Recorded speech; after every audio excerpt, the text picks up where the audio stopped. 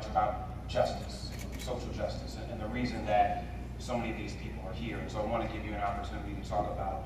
Well, I figured you were going to ask me those questions. Wonderful. So let's get into it.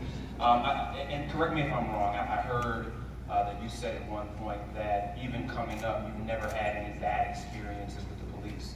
And listening to you talk, you mentioned that in many cases there are folks that are coming into the community, in many cases are using the media to talk about wars that don't exist. Help me understand, number one, why you think you didn't have any negative experiences, and if there is not a war, what would you call the issues of misconduct and abuse that are not fictitious, but very real in certain communities? Okay, well, I think probably the reason that I didn't have any problems is not because there weren't problems going on, but because, I was taught by my mother to be very respectful of authority. And what we need to, and one of the things that I really took home from my visit to Ferguson this summer is listening to some of the residents there. They said that one lady in particular, she said she came out into her yard, it was like 1 in the morning, and there were like police cars all over the place. And she went out there and said, "What's going on?" And the police officer said, "Go back in the house, it doesn't concern you." But of course it concerns her because it's her neighborhood. And the police, we talked to them about that, and they did understand that they must be respectful also. But that's the thing that's lacking, is mutual respect. The community has to respect the police have to respect the community. And I think the other thing that really would make a huge difference is if police become people that you know early on, introduced regularly, so that Johnny's first experience is with a policeman playing kickball and not chasing them down the alley. I think that makes a huge difference when people actually know each other. It doesn't even matter what their race is when they know each other.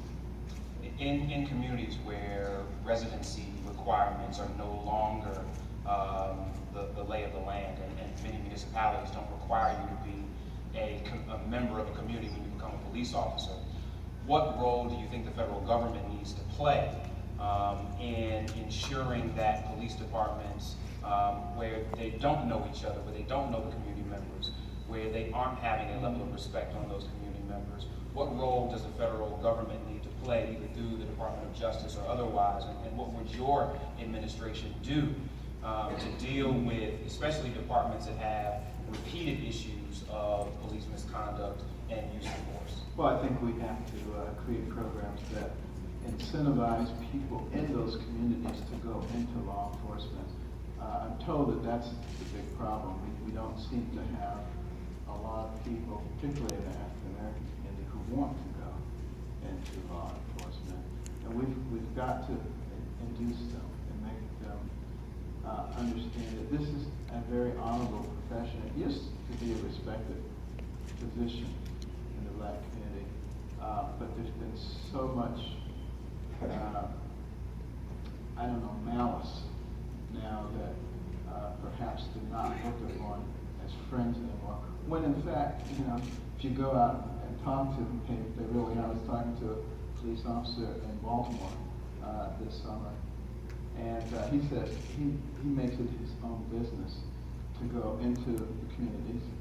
And he says everybody knows him in the community. He says he doesn't even have to ever spend any money because they're always saying, "Officer John, come in and have lunch, come in and have dinner." But people get to know you, and we just have to work together to foster that dynamic where we have people who are willing and able to go into those communities on a regular basis. The Justice Department will have to use its resources and any influence it has to try to do that. But that's really going to be the solution, those relationships. And I want to get clarity on something, because you mentioned that you were raised to follow authority, and you think that in many cases the relationship between both officers and community members and mutual respect helps to kill this issue in many cases. Are you saying that in most of the cases that you've seen, this is an issue of if someone in a community just did what the police said, that excessive force would not have happened? I'm not aware of a lot of cases where a police officer just comes up to somebody like you and says, "Hey, I don't like you. I'm gonna shoot you." I just, I said that to somebody a few weeks ago, and they said, "Oh, no, we have lots of cases like that." And I said, "Can you get me some evidence?" I'm still waiting for the evidence that. Well, I'll show you the Tamir Rice video.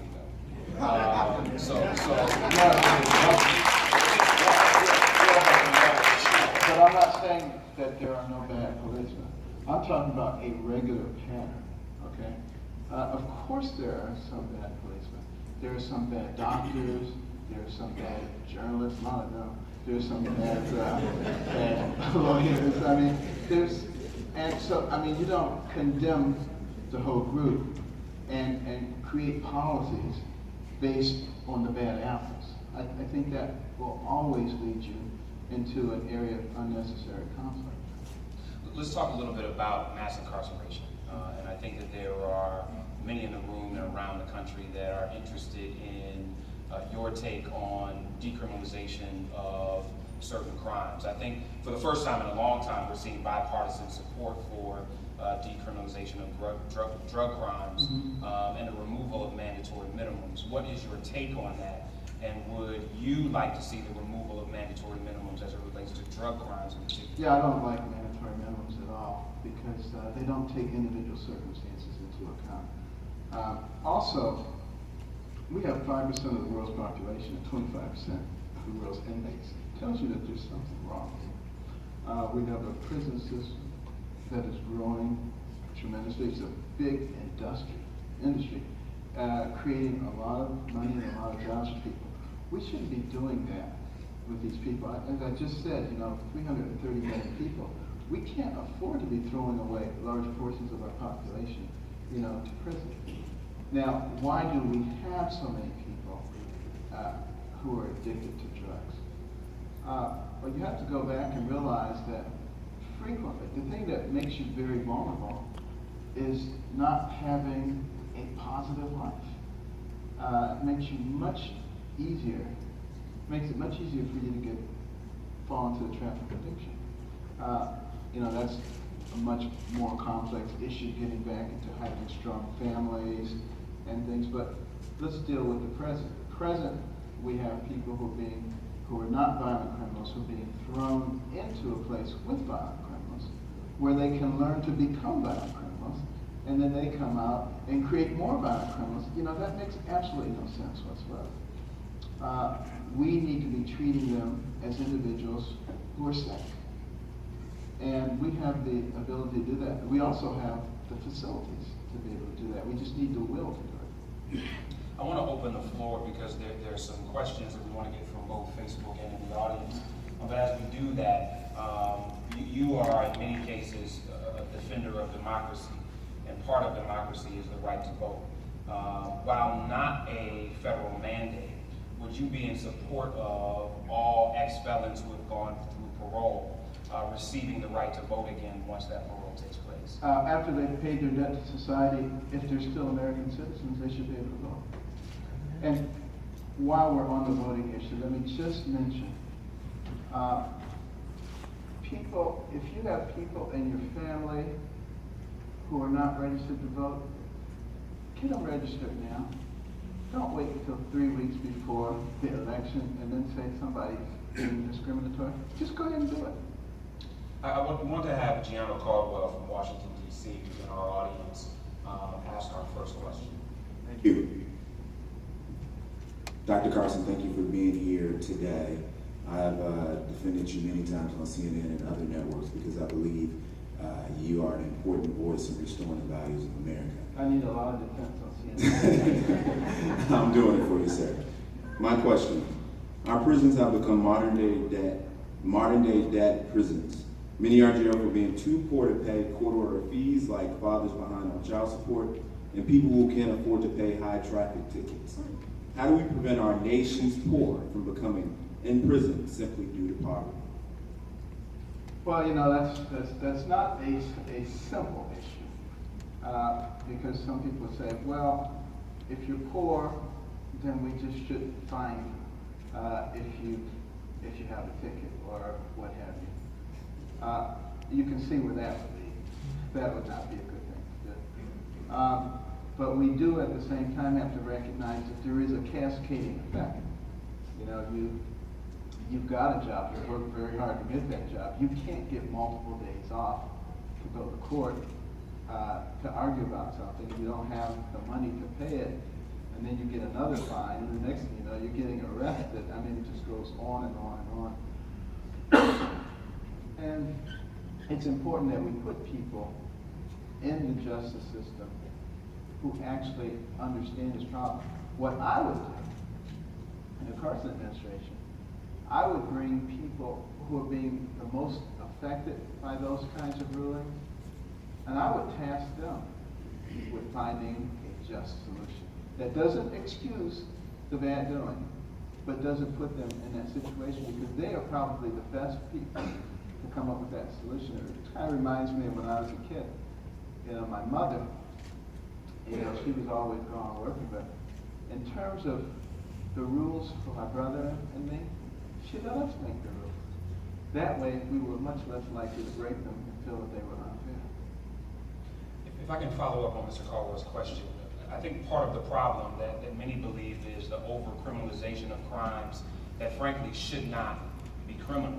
Do you think that there is too much within the legal code that puts people in front of a judge versus paying a fine, or makes them eligible for incarceration versus simply a fine? And Sure. how does the federal government weigh in on some of those issues? Because obviously some of them are state municipal issues. Yeah, well, I mean, I think the Justice Department should work with the states and with the municipalities on this. But a lot of this also, I think, can be done from the bully pulpit by just bringing these kinds of things to the attention of the masses. Most people, for instance, have never taken into consideration, you know, the cascading effect when you're poor and then you get a fine, and how that can impact your life going down the road. So if we can start to bring that to people's attention, we have a lot of clever people, and they will focus on it and come up with a solution. We have a few questions from Facebook, and before I go to my next question in the audience, we have a Facebook question from Tim Ditzer, who asked Dr. Carson, and you talked a lot about all these wars, but one of those that's been the most treacherous, if the war on drugs was to be replaced or altered, how would you approach it? Well, first of all, you know, Kenny and I had an opportunity to go down to the border, Arizona-Mexico border, and I was appalled. There essentially was no border. I mean, there was a fence would have barely slowed me down as a kid. There was one area where a big hole cut in the fence, and they had strung a couple pieces of barbed wire across. And the cameramen who were with us just went through right there because they wanted to shoot from the other side. I mean, there was no impediment whatsoever to getting across the border. There were no border patrols there. And all of the people who were coming across for the first time illegally, were not being prosecuted. It was a catch and release program. So there is a free flow of drugs across our southern border. That could be stopped.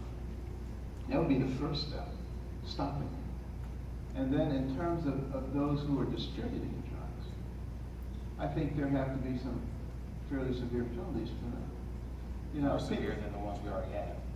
For the ones who are distributing drugs. I consider drug dealers really bad people because they ruin so many lives.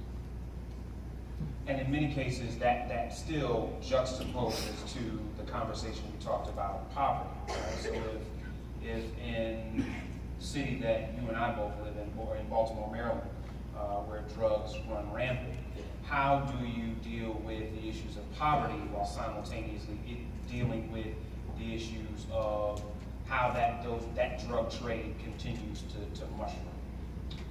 Well, Because if you don't deal with the poverty issue, then it's difficult to deal with the drug issue. The way you deal with the poverty issue is something that I've just mentioned already. Getting the private sector involved in investing in people, as opposed to getting the federal government to do it. But you mentioned that from a programmatic standpoint. I guess what I'm interested in is, as you look at your potential administration, when you look at the disconnect of economic opportunity without providing what you would view as social programs from the government, what is the economic engagement strategy? Is it simply the private sector coming in and launching programs, or is there a broader economic strategy that deals with the ecosystem of poverty?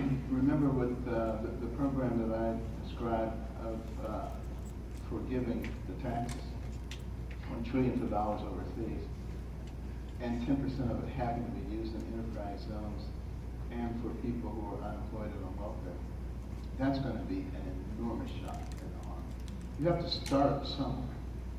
And you start someplace that's easy, like that. And then trying to get the various corporations to invest in people, recognizing that as we increase the strength of our neighborhoods, we increase the strength of our nation. And for them to have people who are trained and able to work in their industries is going to be tremendous. We need to start working on, with the school systems also, on ways to provide alternatives in learning. When I was in school, you could learn things that you can't learn anymore, like welding.